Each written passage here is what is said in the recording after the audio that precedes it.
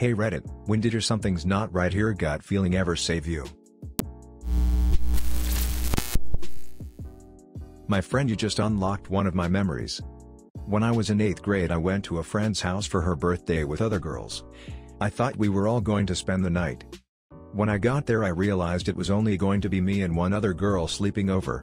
Throughout the day the girl was acting weird and overdramatic. Side note, for an 8th grader she dressed and acted very sexual. Was bullied a lot and have a very messy home.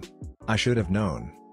At some point in the night she and her dad fought over her not having done the dishes. And he grabbed her and kind of threw her against the washer. But I was young and shocked and didn't know how to react. When we went to sleep her room was a huge goddamn mess. She even warned me that there was pee in one corner.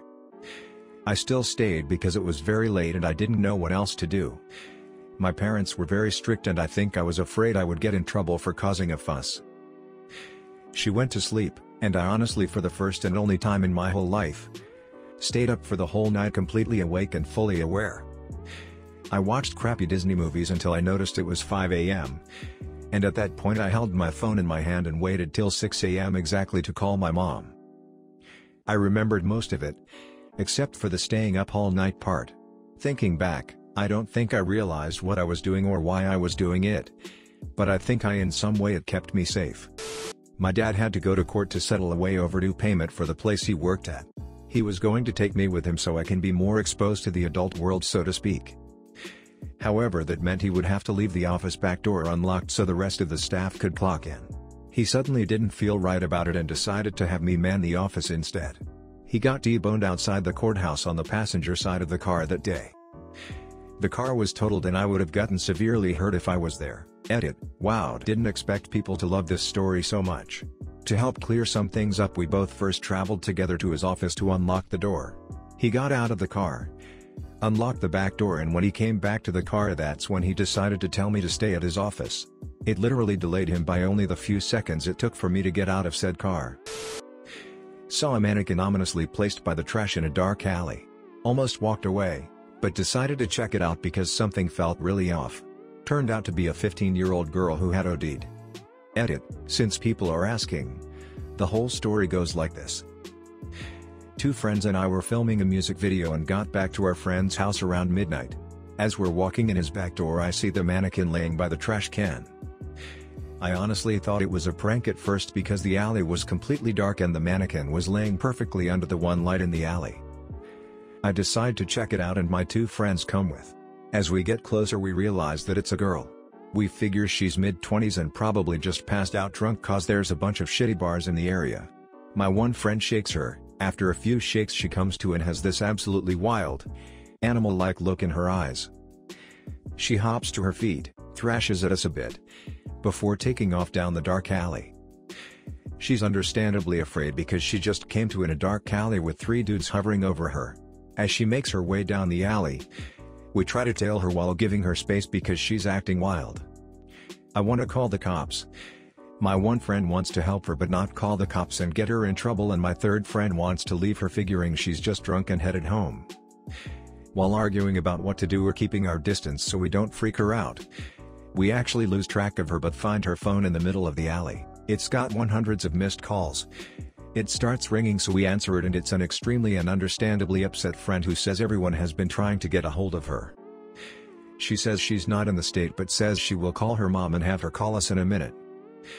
A minute later, the mom calls and tells us that her daughter is 15 and went missing earlier that night. She is eerily calm and nonchalant about the whole thing and says something to the effect of, oh, she had her wisdom teeth out earlier that day and is probably just messed up from the meds. She says not to worry about the cops. She'll handle them and her boyfriend will be by shortly to grab the phone. About 10 minutes later, the mom and the boyfriend show up with flashlights, grab the phone and all the info we have, make a few weird jokes and go off down the alley. The whole thing was weird but we figure they're not worried so we go on about our night feeling uneasy. The next day, my buddy calls me and says the mom showed back up at his house, has a full-on breakdown in his living room.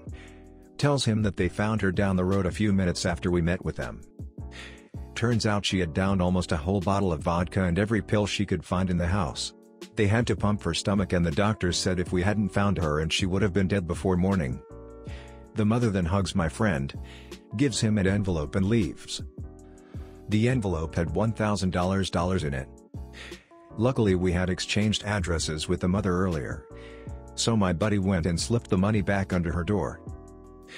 I say I don't know if she made it because even though she got saved the time, if she's 15 and going through that much, I just don't know. I think about her a lot and truly hope she's doing okay. A guy definitely roofed my drink at a bar. He was totally mild-mannered and not creepy at all. Asked me how to sign up for karaoke and pick a song. Sat beside me and talked casually, didn't touch me once. But then he pointed to something behind my head to distract me. I looked away and looked back at him and he was looking away from me into the crowd of people. Was a very stupid way to distract someone. To point and then act like you didn't do anything as opposed to pretending to have thought you saw something. Then, I saw him screwing one of those little canisters back shut on his keychain. I asked him what he kept in there to call him out. He was cold and expressionless as he began to slowly twist it back open and said there was nothing in there. I stopped drinking my drink and he performed his song. Then I sang and he took off immediately after. It was really fucked up and I'm glad he wasn't very smooth or I don't know what could have happened. What always freaked me out was how normal he seemed, before he became suddenly cold and robotic when I called him out on that canister thing. But it made me realize, of course a rapist would seem normal. That's how they get close enough to you to attack you. I was president of a club, and a guy who'd recently joined just set off my alarm bells, but he never did anything wrong.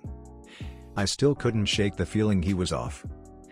I asked my best friend, a pretty burly guy, to just keep an eye on him during a conference we went to. Most of the club, minus me, went to a party at the conference. My best friend kept an eye on the weird guy for most of the night, and ended up stopping him from raping a passed out drunk girl.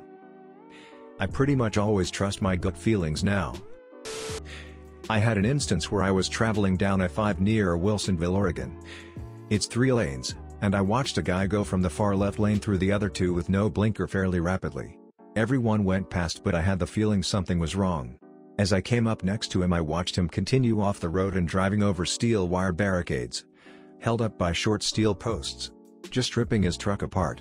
Everyone else continued past but I slowed and moved over keeping pace with this guy, just slightly ahead of him. Once I saw an opportunity I went ahead and parked on the shoulder and ran back toward his still approaching vehicle.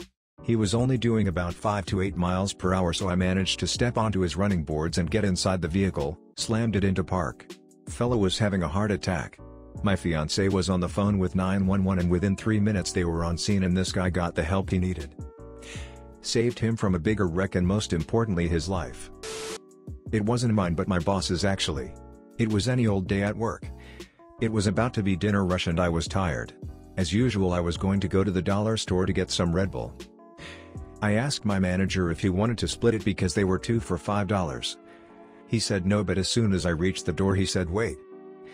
I asked him what was wrong and he said I should go later.